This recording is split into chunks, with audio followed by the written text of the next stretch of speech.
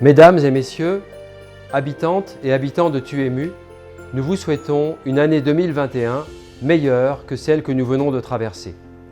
Que cette année mette fin à la distanciation sociale, que l'on puisse se rencontrer de nouveau, en famille, entre amis et dans le cadre associatif. Je souhaite la bienvenue aux 36 habitants engagés qui vont participer à 6 commissions ouvertes cette année. Je suis fier également de vous annoncer que Tuému a été sélectionné dans l'appel à manifestation de l'État Petite Ville de demain. Cela devrait nous aider à mettre en œuvre notre projet de territoire. L'échangeur du Hamel, tant attendu, est enfin une réalité. Cet équipement va faciliter le quotidien de nombreux habitants et professionnels de Tuému. Des travaux ont également été réalisés, comme par exemple l'aménagement du chemin Potier au Ménilpatrie. En 2021 sont programmés un enfouissement de réseau à Sainte-Croix-Grand'Tonne et l'aménagement des parkings dans le quartier de la Prairie à Bretteville. 2020 a vu s'étoffer l'offre de santé dans la commune, avec notamment l'installation d'un chirurgien dentiste, d'un médecin généraliste, d'une kinésithérapeute et d'un ostéopathe. De nombreuses actions ont été conduites pour accompagner nos commerçants et artisans durant la Covid-19. Nos marchés se sont agrandis et vous êtes de plus en plus nombreux à acheter local.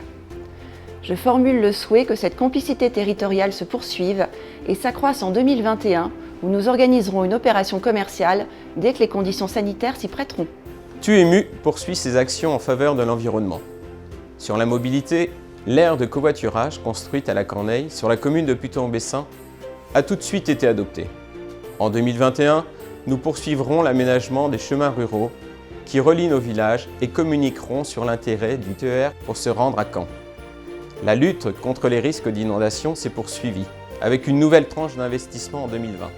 Enfin, le projet de valorisation de la zone humide de Sainte-Croix-Grand'Tonne devrait être réalisé. Projet pour lequel la commune a reçu un trophée de l'aménagement fin 2020. La fête de Tuému, qui a eu lieu à Brouet en septembre, a rassemblé de nombreux habitants autour de spectacles et d'animations de grande qualité. Les élus ont élaboré une politique culturelle qui sera progressivement mise en place durant le mandat, en partenariat avec les acteurs culturels du territoire.